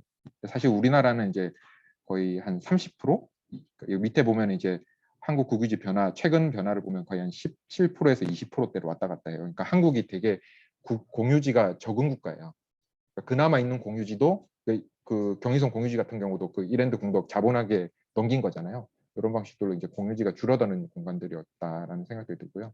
이제 그런 공간에서 이런 다양한 실험들이나 뭐 공론장들 이런 행사들을 그 문화행사나 네트워크들을 만들었던 공간으로서 좀 의미가 있었고, 이제 실제로 이제 그 공간을에서 활동하는 시민들 중심으로 반상회를 조직해서 심지어 이제 스스로 이제 운영을 하는, 그러니까 사실은 이제 공공의 케어를 아예 받지 못하는 공간들이었어요. 이제 뭐 치안 문제도 마찬가지고 뭐 수도나 전기도 그렇고 다 이걸 이제 자체적으로 해결을 했었거든요. 그런 공간으로서 이제 이런 경험들이 있었고, 어떻게 보면 시민 자체의 좀 이런 커먼 시민 자체의 경험으로서 좀 의미가 있었다는 생각입니다. 세 번째는 이제 이것도 되게 중요하게 저는 생각하는데, 커먼즈라는 좀 새로운 감각들, 경험들, 실험들이 있었던 공간들이다라는 생각도 들고요. 사실 경의선 공유지 활동하면서 제일 많이 듣던 질문들, 정확하게 말하면 욕이죠. 이제 기사에서 댓글들 엄청나게 기사 나올 때마다 욕을 많이 먹었었는데, 제 평생 욕을 그때 다 먹은 것 같은데, 경의선 공유지에 무슨 권리로 사용을 하느냐, 어디서 권한이 나오느냐 이런 얘기들 제일 많았었던 것 같아요. 제일 많이 했었던 것 같고, 근데 사실은 이 경의선 공유지라는 거는 커먼즈이기 때문에 누구나 사용할 수 있는 권한들이 있죠. 뭐 그렇다면은 왜 그럼 니네들만 사용하느냐? 그게 아니고 저희는 이제 오픈된 공간이었거든요. 물론 이제 그 공간에 들어오려면 그 안에서 합의와 룰들이 존재했었지만은 그 룰을 같이 공유를 한다면은 그 공간에서 활용할 수 있는 부분들이 있었다라는 부분들을 얘기를 했었고, 그리고 이제 그래서 이제 저희가 세웠던 원칙 중에 하나가 경의선 공유지의 모든 자원들을 일시적 사용을 전제를 했었어요. 공간에 대한 그 계속 사용해서는 안 된다, 그 독점해서는 안 된다라는 거죠. 그러니까 그 언어 문제가 해결된다든지 그랬을 때는 언제든지 공간을 빠져나오고 다른 사람들이 쓸 수 있는 이런 공간들로 하자라는 거였고요. 근데 이게 실제로 잘 안 돼요. 다 아시겠지만은 이게 자기 뭐 아연포차이머님도 예를 들게 되는데 같은 경우 이제 아무래도 장사를 하시다 보니까 계속 짐이 쌓이잖아요. 쌓이다 보면 이게 관리가 안 되기도 하고 또 어느 순간 또 자기 소유물처럼 이렇게 활용하게 되고 이런 문제들이 있는데, 저는 이제 이런 경험들이 되게 중요했다라는 생각이 들어요. 그러니까 저희도 이제 이 경의선 공유지를 운영하면서 이 커먼즈에 대한 개념들을 되게 많이 공부를 하고 개념 무장을 하고 이 공간을 운영을 했었는데, 실제로 활용을 해보면 또 그게 그렇게 만만치가 않더라고요. 실제 현장에 이거는 뭐 말로 설명하기는 쉽지 않을 것 같고, 그런데 이런 경험들이나 이런 그걸 통해서 느끼는 감각들 이런 것들이 되게 중요한 경험들이었다라는 생각들이 듭니다. 이런 경험들이 오히려 더 우리 사회에서 확산됐을 때, 사실 커먼즈라는 얘기 지금도 해도 일반 시민들 관점에서는 되게 어려운 개념이잖아요. 어려운 개념이고, 그리고 해석하는 사람마다 해석하는 층위도 다 달라요. 이제 것들은 결국은 이런 경험적인 부분을 통해서 공통 감각을 키워가는 것들이 필요하다라는 것들을 좀 얘기하고 싶었습니다. 좀 길어지는데 마지막인데요. 마지막으로 이제 뭐 그 안에서 있었던 뭐 이런 대안적인 삶의 모색하는 실험들 이런 것들이 있었고, 여기 오늘 뭐 그 녹색당 후보로 나오신 그 당시에는 미어캣 활동가가 또 특히 이런 활동들을 많이 했었어요. 이런 되게 참신한 아이디어의 활동들도 많이 했었고 그걸 통해서 좀 대안적인 삶을 모색하는 방법들 이런 것들을 많이 찾았던 것 같습니다. 예, 그래서 어느 정도 이제 좀 길어지는데 이제 거의 다 끝났고요. 마지막으로 이제 이게 제가 좀 급하게 나고 정리를 다 못했는데 이게 재미만 그 문구만 남았는데 그럼 경의선 공유지 이후 지금 우리가 이제 그 경의선 공유지 운동이 시사하는 바가 뭐냐라고 생각했을 때 저는 이제 커먼즈라는 것을 이제 많이 뭐 분들이 오해하시는 것이 커먼즈를 되게 물질적인 부분들로 많이 이해를 하시는 것 같아요. 예, 아무래도 이제 첫 번역이 이제 공유지였고 땅지자였다 보니까 땅으로 보고 이제 물질적인 자산으로 많이 보는 것 같은데 저는 세 가지가 복합된 것이 커먼즈라고 생각을 해요. 이제 커먼즈라는 게 이제 당연히 물질적인 자원도 필요하고 두 번째는 그 자원을 그 움직이는 주체들, 사람들이 되겠죠. 사람들이 될 것 같고 그다음에 그거를 운영하는 원리, 합의 구조 이런 것들이 중요하다고 생각하고요. 그 세 가지에 대한 좀 고민들을 우리가 해볼 수 있지 않을까라는 생각들이 듭니다. 첫 번째로는 아까 말했던 그런 주체로서 커먼즈에 대한 이런 공통 감각을 기르는 것들이 중요하다라는 거고요. 이거는 물론 이제 이런 이번 뭐 정책 토론회나 이런 포럼들도 중요하지만은 또 다양한 또 실천적인 전략들도 필요할 것 같아요. 물론 이제 경의선 공유지가 그런 아까 말했던 매우 특수한 상황에서 일어났던 그래서 좀 저희가 나름대로 뭐 좀 다양한 경험들을 해볼 수 있는 특혜를 누리긴 했지만은 뭐 그런 방법들이 아니라도 다양한 방법으로 커먼즈라는 것을 우리가 만들고 그거를 실험해보는 경험들을 해볼 수 있다고 생각하거든요. 저희가 이제 경의선 공유지에서 하고 싶었던 게 대표적인 게 이제 도시공원 같은 경우죠. 도시공원 같은 경우가 이제 일반적인 보행로나 그냥 산책로수만 이용하는 것이 아니라 시민들이 직접 관리하고 기획하고 운영하는 방식으로 전환을 해보자라는 방식으로 많이 이해를 했었거든요. 이제 그런 거를 이제 좀 더 이제 진도를 나가지 못했던 부분들은 아쉬움이 있지만은 뭐 그런 부분들을 한번 녹색당이랑 같이 얘기해 볼 수 있지 않을까. 예. 그러니까 더 이상 보행로가 아니라 좀 다른 방식들의 이제 공간들, 커먼즈를 생각해 보는 거죠. 그다음 두 번째는 이제 더 많은 공유지를 찾아내고 그걸 이제 시민 권력으로 운영하는 경험들이 필요하다는 생각이 들고요. 예. 예, 이런 것들은 이제 정말 나름 찾아보면 많이 있을 것 같아요. 그래서 저희도 이거 하려다가 못했던 프로젝트가 이제 서울에 있는 커먼지를 다 찾아보자, 다 전수조사를 해보자, 뭐 그런 것도 한번 해보려고 했었거든요. 예, 그런 것 그러면 정말 이제 마을이나 곳곳에 이제 뭐 강변이나 이런 주변에 보면 정말 비어 있는 땅들이 많아요. 활용되지 않는 땅들 이런 것들을 쉽게 말하면 이제 서울시나 이제 행정에서는 그 관리 차원에서 이렇게 시민들이 들어오지 못하게 하든지 아니면 들어와서 그냥 뭐 지나가만 가게 한다든지 이런 식으로 그냥 관리를 하고 있는 거죠. 그런 것들을 시민 권력으로 좀 운영해보는 경험도 필요하다. 세 번째는 그런 원칙들을 통해서 이제 이런 좀 그 삶으로서의 삶체제 전환을 위한 이런 생태 문화 공동체를 만들기 위한 이런 과정으로서 좀 커먼즈들이 활용되면 어떻겠냐. 저는 이제 경의선 공유지가 아까 말한 좀 불안정한 위치도 있었고 그다음에 5년이라는 어떻게 보면 긴 시간일 수도 있는데 제가 볼 때는 조금 더 길었다면 어땠을까? 10년이 됐고 20년이 됐었다면 좀 더 다른 의미들을 만들어냈을 거라고 생각을 해요. 그 유럽의 뭐 여러 커먼즈 사례들을 많이 얘기하는 사례들 공간 같은 경우는 최소한 20년 활동을 했었고 그걸 통해서 만들어진 결과들을 이제 우리가 보고 되게 좋다 우리도 해보자 뭐 이런 식으로 얘기를 하지만은 결국은 그 시간이라는 것이 그 아까 말한 공통 감각과 그 안에 질서와 규칙들을 만들어내는 그 안에 주체들을 만들어내는 과정들이라고 생각하고 그게 매우 이제 시간적으로 중요하다라는 생각이 들거든요. 그런 것들로서 좀 그 커먼즈나 경의선 공유지가 좀 활용이 됐으면 좋겠다라는 생각들이 듭니다. 네, 요까지고요. 마지막으로 조금 이제 자세한 내용들 더 알고 싶다라고 하시는 분들 위해서 좀 참고 자료 설명드리면 저희가 청서 커먼즈의 도전이라는 책이 나왔고 이거는 그 대형 서점들 이렇게 인터넷 서점들 검색하시면 다 책 구매가 가능하시고요. 그다음에 그 한양 경의선 공유지라는 이름으로 이제 백서가 지금 거의 다 만들어졌습니다. 이제 조만간 만들어지고 이거는 판매하진 않을 거고 아마 인쇄는 좀 하긴 할 건데 아마 주로 PDF로 이렇게 무료 배포될 예정이라서 또 나오면은 또 자세히 보시고 그 안에 있었던 고민들과 이런 경험들 이런 것들을 좀 같이 나눌 수 있었으면 좋겠습니다. 마지막으로 이제 경의선 공유지 모두의 공간이었다 이런 네. 말씀드리면서 발표 마치겠습니다. 네. 네. 발제를 제가 끊지를 못할 정도로 이야기를 많이 해주셔가지고, 네. 하여튼, 건성공유지에서 갖게 된 성과나 또 장을 닫으면서 남게 된 이야기들이 많이 있을 것 같아서 소개해주신 책들 같이 읽어보면 좋을 것 같다는 생각이 들고요. 오늘 앞서서 이제 세 가지의 사례를 좀 들어봤던 것 같아요. 근데 공공성의 감각을 키운다는 게 저는 용산 정비처 활동하면서 공간을 보니까 확 드러났던 것 같기는 하더라고요. 그래서 이런 공간들에서 활동을 하는 것이 중요하다라는 생각이 다시금 조금 들었고요. 네, 마지막 발제입니다. 저희가 1시간 반을 약속했기 때문에 많이 넘기지는 않을 예정이고 4시 반쯤 이제 마치려고 하는데요.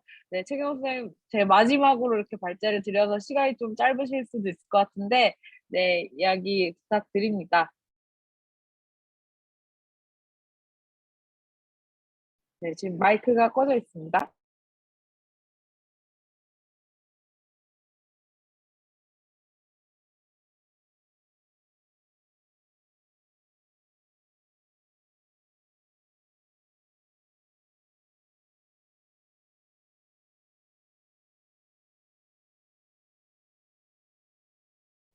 예, 지금 원래 준비했던 자료가 아니라 좀 급히 오늘 입수한 자료로 시작을 하게 됐는데요. 이 서울시가 각 그 사회주택 입주민한테 지금 친절하게 공문을 보내고 있답니다. 보이세요? 예. 그래서 귀하께서 현재 거주하시는 사회주택은 현재 임대보증금 보증제도에 미가입됐다고 친절하게 위험하니까 확인해 보라고 말써 될 수 있고, 이제 예, 아주 사회주택 입주자들에게 이 사회주택 위험성을 경고를 잘 해주고 있는데요. 아주 친절한 행정이죠. 이제 저희가 이제 장경태 의원 통해서 뭐 정의당 의원 두세 분하고 민주당 의원분들하고 해서 지금 사회주택 사업자들과 이 보증금 제도에 대한 이거에 관련해서 개정안을 냈어요. 작년에 이제 민간임대주택의 경우 보증보험에 가입해라, 입주자들의 보증금을 보호하기 위해서, 그런 좋은 뜻의 제도가 도입이 됐는데, 이제 뭐 부채 비율이나 이런 걸 따져서 보증 상품을 만들고 있기 때문에 사회주택 사업자들의 경우, 토지 임대부의 경우 토지를 가지고 있지 않기 때문에 건물만 가지고 있으니까 이제 자산의 이게 가치가 매우 낮잖아요. 그러니까 이제 부채 비율 같은 걸 맞추기가 어려운 거죠. 그러니까 이제 원래 취지의 토지 임대업의 취지가 이제 공공이 토지를 가지고, 그래서 더 안전하고 땅을 가진 사람이 어디로 도망갈 수가 없도록 그걸 공공이 하고, 뭐 이런 우리가 생각하는 공유지 뭐 이런 어떤 약간의 취지가 섞여서 출발을 했는데, 그렇게 했는데 이제 담당자들은 이거에 해당하는 보증 상품을 안 만들어서 가입을 하겠다고 해도 보증 상품이 없어서 가입을 못 하고 있습니다. 그래서 그러면 면제를 시켜달라고 차라리, 근데 아무나 면제해주면 안 되니까 그래서 이제 공공이 소유한 토지를 임차하여 건설된 경우에는 보증금 보호하지 않아도 뭐 하게 달라고 했는데, 뭐 아직 법이 이게 언제 통과될지 모르겠어요. 뭐 이런 상황입니다. 그래서 뭐 약간 앞서의 흐름하고 결이 조금 뭐 비슷한 부분도 있고 다른 부분도 있지만, 이 사회주택을 통한 실험이 또 이렇게 좀 좌초할 위기에 처했다고 좀 볼 수도 있을 것 같습니다. 제가 사회주택 사는 사람이면 상당히 기분이 불안해질 것 같습니다. 이런 공문을 받아보면. 근데 이게 다른 임대사업자들한테도 이런 공문을 발송하고 있는 건지, 사회주택만 딱 골라서 발송하고 있는 건지 한번 좀 알아보고 싶은데, 제가 뒤에서 말씀드릴 계획 고건, 그러니까 도시계획이나 이런 데서 이제 계획 고건이라는 표현이 있는데, 공공이 어떤 공공성을 담재하고 있다라는 걸 전제로 가지고 있는 권한이죠. 그리고 이제 경의선 공유지를 무단으로 쓰는 사람들은 말하자면 그거에 도전하는 분들, 반체제 인사, 심하게 말하면 뭐 그런 게 될 수도 있는 거고, 정비창에다가 뭐 공공주택을 만들어 달라고 했는데 공공주택 만들었더니 또 시장이 누가 되느냐에 따라서 그게 싹 다 민영화돼서 팔려 나갈 수도 있고, 그래서 공공성은 어떻게 누가 가지는 것인가, 뭐 이런 고민이 지금 드는 나날들이고요. 오전에 이 공문이 입주자들한테 발송됐다는 얘기를 듣고 지금 좀 매우 화가 난 상태인데, 예. 그렇게 보증 상품 개발해 달라고 할 때는 아무것도 안 하더니 뭐 우리 서울시는 책임 없다 이러더니 이제 어떻게 이렇게 입주자들을 챙기는지. 예, 그래서 제가 준비한 거는 뭐 깔끔하게 편집은 전체적으로 못했고, 옛날에 쓰던 자료 몇 개 하고 좀 이번에 새로 추가된 고민들을 담아봤습니다.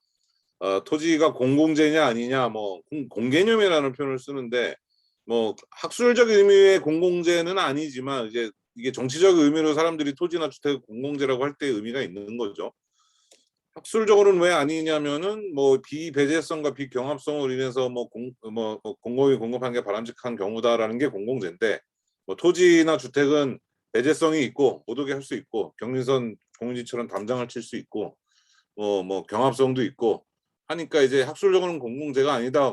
근데 그럼 끝인가? 그럼 사유재인가? 하는 이제 고민이 들지 않습니까? 사유재는 분명히 아닌 것 같은데. 그래서 이제 제가 그냥 커먼즈를 접하기 전에 제가 옛날에 했던 고민은 공공재는 아니지만 공공재가 아닌 거지, 그러니까 굿즈가 아닌 거지 공공이 아닌 게 아니다라는 생각을 어렴풋이 하고 있었습니다.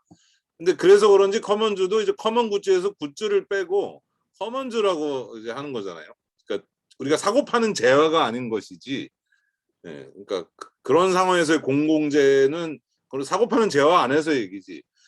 뭐 그런 얘기인데요. 그래서 이제 여기서 말하는 분비는 일반 도로 같은 게 이제 말하자면 공동관리자원이라고 하는 배제는 불가능한데 감소는 가능한 경우들이 이제 땅이 이런 경우인 것 같습니다. 혹은 이렇지 않다면 적어도 땅은 이렇게 가야 된다라고 접근을 해야 되는 게 아닌가. 배제가 물론 가능하지만 담장을 쳐서 감소는 당연히 할 수밖에 없죠. 땅은 면적이라는 게 있는 거고 사람이 많아지면은 내가 쓸 수 있는 면적은 작아지는 건 어쩔 수 없는데 이거를 어떤 배제하는 건 행정 제도적인 차원인데 배제 불가능하다라는 관점에서 우리가 접근해야 되는 게 아닌가. 그러면 이제 왜 남의 땅에 니들이 마음대로 들어와서 막 쓰냐라는 말이 나올 텐데 그 남의 땅이라는 개념 자체를 우리가 좀 돌아볼 필요가 있겠다는 얘기고요. 뭐 이런저런 특강이나 수업 시간에 쓰는 건데 수업 시간에 이제 얘기를 할 때 여러 가지 중에서 토지가 이제 완전 경쟁 시장에서 놓이면 안 되는 이유, 시장주의로 해결할 수 없는 이유 여러 가지 중에서 오늘 말씀드리고 싶은 건 이제 재화의 비동질성인데요.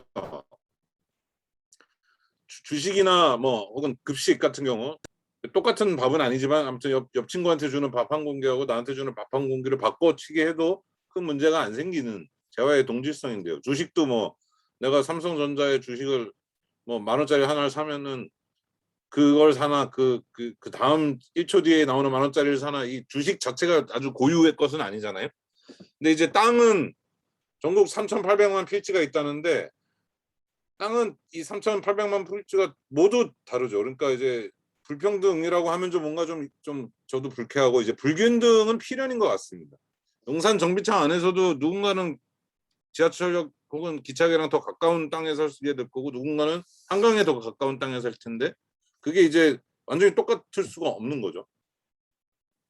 뭐 그런 거 중에 여러 가지 뭐 전파 채널, 전파 뭐 이런 등등등이랑 비교를 했던 얘기인데요.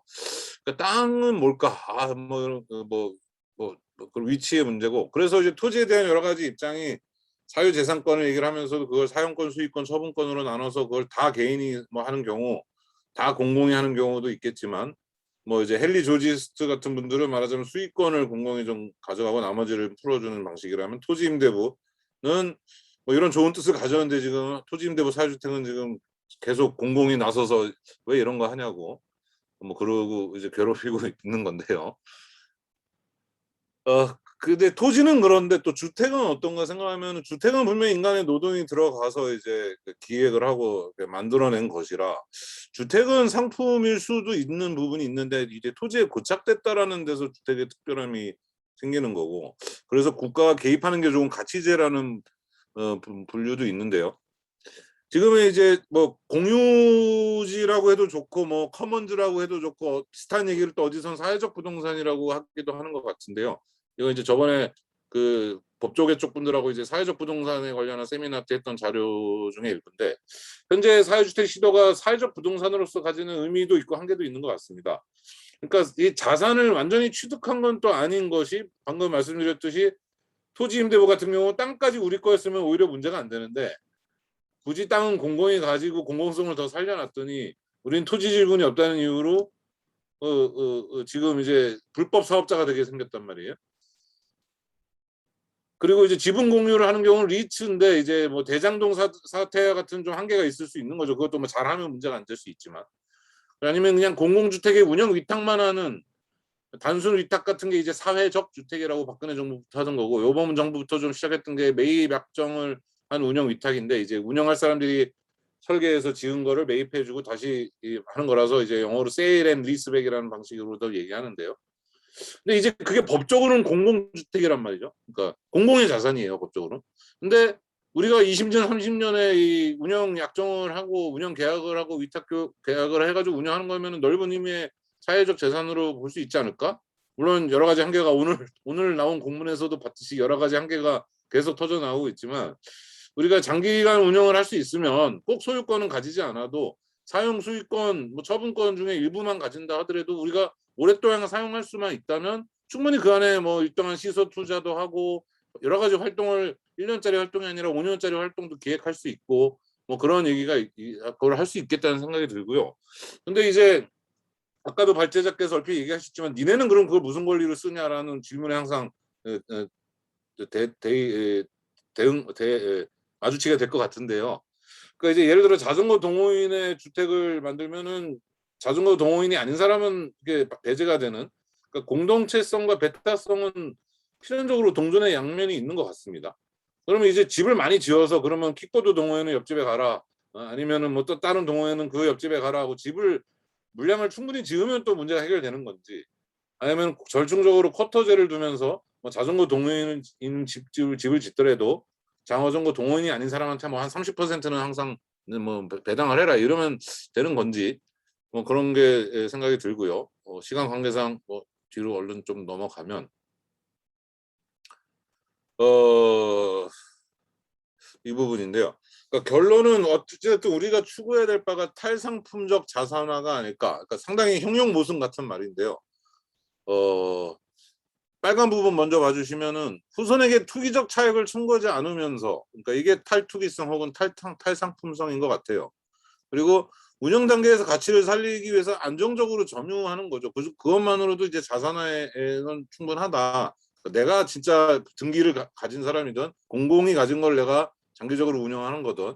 근데 여기까지가 이제 그동안 준비했던 얘기인데 지금 서울시가 하는 꼴을 보면은 공공의 걸 안정적으로 빌려서 쓰는 거는 과연 될까? 이게 선거 때마다 누가 되느냐에 따라 이게 부침이 큰데 그래서 이제 네덜란드 사례 앞에서 얼핏 얘기했지만 오히려 이 사회적 부문, 공공 부문도 아니고 영리 부문도 아닌 소셜 섹터가 이 자산을 가진 경우들이 오히려 뭐 총리가 누가 되냐, 뭐 집권당이 누가 되느냐랑의 영향을 물론 좀 받긴 하지만 좀 덜 영향을 받으면서 꾸준히 해가는 것 같기도 하고요. 네, 그리고 이제 요새 꾸준히 고민하는 건데 뭐 커먼 센스가 상식인데 그럼 커먼즈는 한국말로 뭐라고 하면 좋을까? 뭐 커먼즈 계속 해도 되는데 뭐 상물이라고 해야 되나? 뭐 상년 그러니까 근데 이제 상이 상업할 때 상자하고 한글로 같아가지고 좀 애매한데요. 우리가 일상적으로 쓰는 자원에 대한 어떤 좀 특이한 자원이죠. 특히 땅을 놓고 보면 그런 거에 대한 계획 국권은 어떻게 될 수 있을까? 그걸 누가 계획하고 누가 쓸 수 있고 그 계획을 누가 그럼 승인해 줄 수 있을까? 사유지의 비극이란 말은 참 별로 안 쓰면서 왜 다들 공유지의 비극이라는 얘기만 쓸까? 뭐 이런 두런두런 얘기를 편히 해도 되는 자리라고 해서 털어놔 봤습니다. 감사합니다. 네, 감사합니다. 앞서서 이제 새 발제에서 발생했던 여러 가지 이야기들, 그 이야기들을 그래도 적어도 정책적으로나 제도화하기 위해서 좀 어떠한 철학적 기반이 필요한지에 대해서 이야기를 나눠주셨던 것 같습니다. 아마 하고 싶은 말이 정말 많으셨을 텐데 지금 뒤에 발제 자료를 일부러 보여주시는 거죠? 원래 이런 말도 하려고 했다. 약간 이런. 네. 그래서 지금 이제 최경호 선생님께서는 공유할 수 있는 주거 공간에 대한 고민으로 사회주택 관련된 활동들을 꾸준히 한국사에서 하고 계신데요. 오늘 좀 급하게 제가 이런 이야기들을 그냥 막 이렇게 해달라고 해드렸던 것 같아요. 근데 이제 녹색당에서도 이런 이야기들을 좀 수집해서 좀 어떻게 우리가 그러면 세입자 운동이든 뭐 공유지 운동이든 커먼즈 운동이든 좀 해볼 수 있을까에 대한 사례를 수집하는 방식으로 좀 오늘 요청을 드렸었고요. 저희가 약속된 시간을 딱 4시 반으로 말씀드리긴 했었어가지고 아마 다음 일정이 있는 분들도 계실 것 같아서 좀 서로 이야기 나누면서 들었던 생각들을 조금 이제 발제하셨던 순서대로 잠깐이라도 나눠보시고 혹시 중간에 이제 플로어에서 질문 있으신 분들은 채팅창에 먼저 남겨주시면 저희가 또 이야기 나눠보려고 하는데요. 정말 짧게 한 2분씩만 좀 어떻게 들으셨는지 좀 이야기를 최희진 선생님부터 나눠주실 수 있을까요? 네. 먼저 그 용산 정비창 이야기 되게 흥미롭게 잘 들었는데 그 다크 투어리즘이라고 하셨을 때 그 다크의 어떤 의미로서의 그렇게 좀 접근하신 건지 좀 궁금을 하기도 했고 사실 그 예전에 게이트 22 같은 경우에서도 공원 거긴 공원이었지만 어쨌든 용산 공원을 이렇게 둘러싸고 그런 것들을 또 했는데 그거 사례는 랑은 좀 다른 결이 다른 것 같죠. 어쨌든 네. 그래서 재밌게 잘 들었습니다. 네 그리고 최경 선생님이랑 박선영 선생님 발표도 되게 재밌게 잘 들어서 네 감사합니다. 네. 김유영 선생님께서 이어서 이야기해 주시면 감사하겠습니다. 네, 저희가 그 용산 정비창을 한 바퀴 도는 투어 프로그램인데 그렇게 하면서 들러보는 것이 일단 용산 역사가 민자 역사로 운영되는 문제점에 대해서 보고요. 그리고 정비창 부지가 용산역에서 용산 전자상가 쪽으로 넘어가는 육도가 있는데 그 하단부에 정비창 부지가 약간 나뉘어가지고 애매하게 남아있는 작은 땅이 있어요. 거기에 한 20분이 넘는 홈리스 분들이 텐트촌을 형성해서 살고 계시거든요.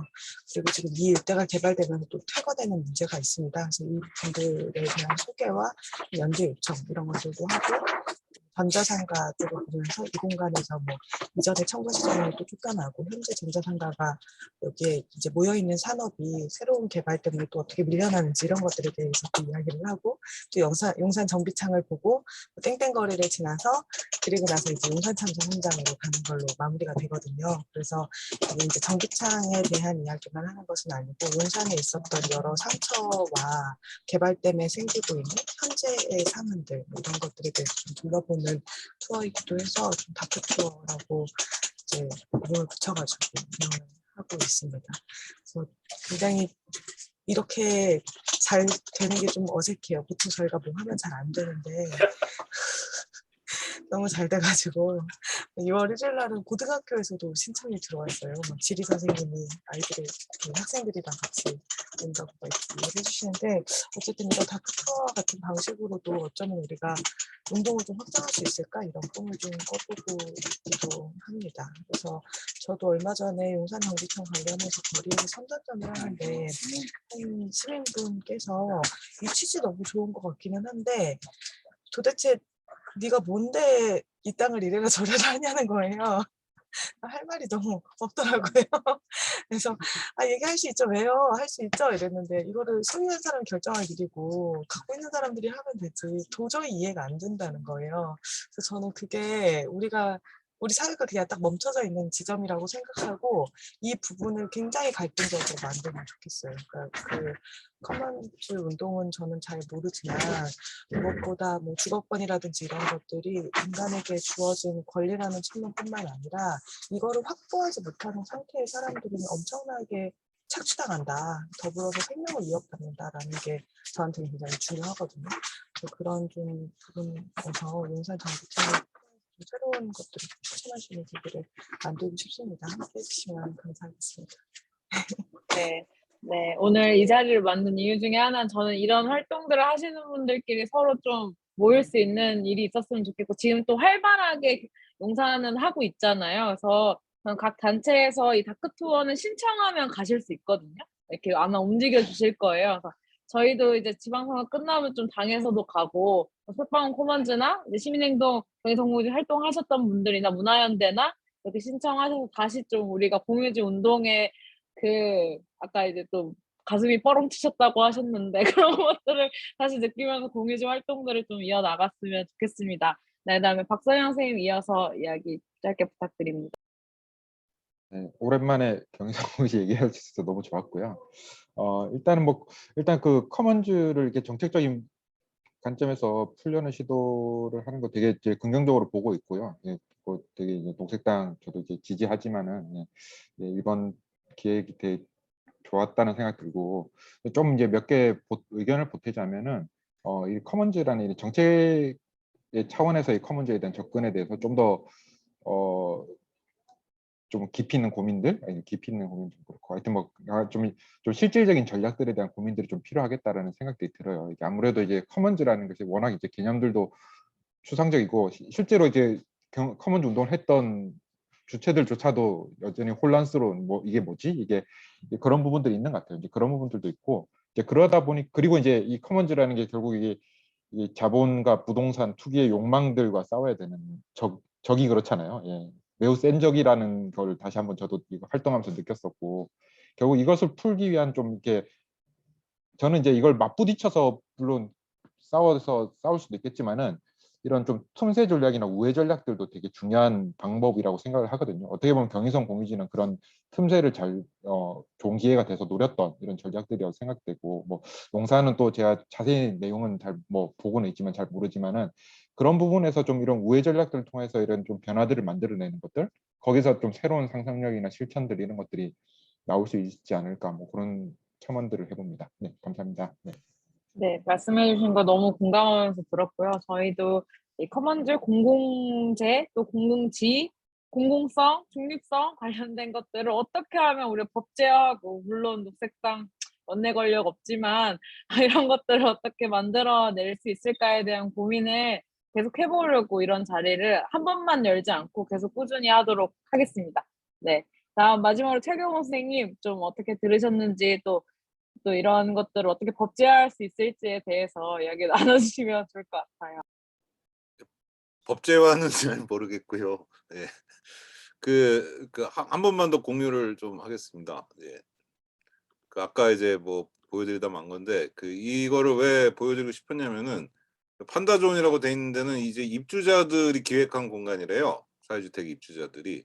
그러니까 무슨 그 오른쪽에 있는 뭐 작업 공간 이런 건 이제 이 사회주택 사업자가 기획한 공간인데 그 무슨 말씀이냐면 이 공공주택인데 이거를 이제 어떤 취지로 운영할래 그러면 설계부터 니네가 해봐 하고 이제 풀뿌리 뭐 제3섹터라고 부르던 이 사회적 경제 주체한테 맡겼더니 좀 더 발랄한 아이디어가 나와서 건물도 그렇게 구성을 하고 운영도 그렇게 하는데 이 운영 주체도 입주민한테 또 아이디어를 이렇게 이 공간을 어떻게 해보실래요 하고 맡기니까 또 뭐 이런 발랄한 아이디어가 나와서 판다존이라는 걸 이게 이제 물건을 사고 판다 해서 이제 벼룩시장 뭐 쉽게 말하면 그냥 벼룩시장인데 그래서 판다존인데요.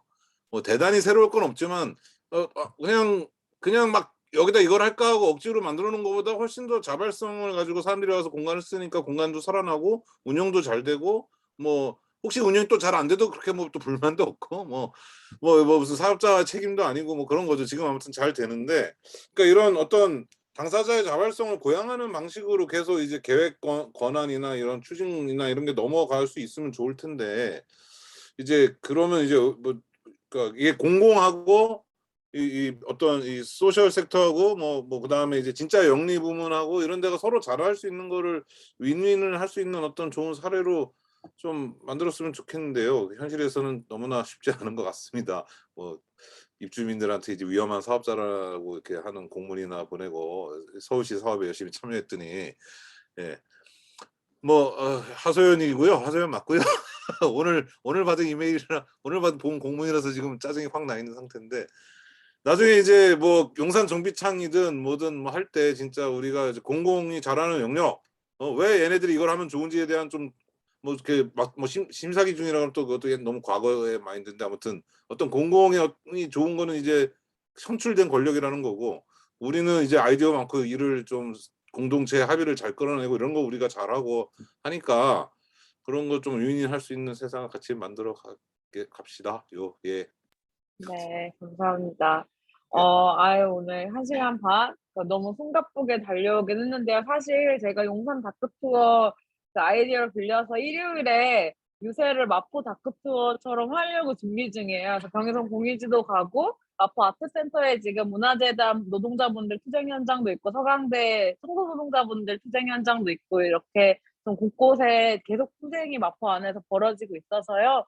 이런 아이디어를 또 저희도 마포에서 녹여보려고 준비 중에 또 있습니다. 그래서 실질적으로 이렇게 뭐 투어도 하고 여러 가지 아이디어도 있겠지만 진짜로 삶이 안정적으로 변화하는 건 또 법제화의 문제이기도 하니까 이런 것들도 꾸준히 방에서 만들어 보도록 노력하겠습니다. 오늘 시간이 짧아가지고 플로어분들이랑 이야기는 많이 못 나눴는데요.